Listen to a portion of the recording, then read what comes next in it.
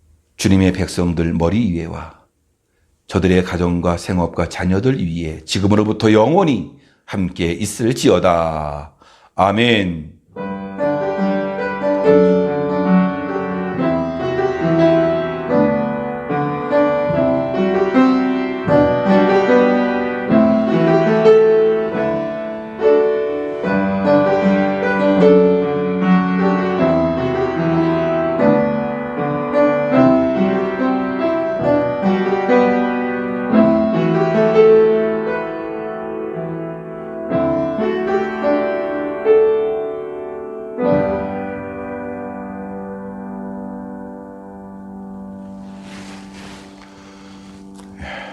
감사합니다. 예배 드리느라고 수고하셨고요.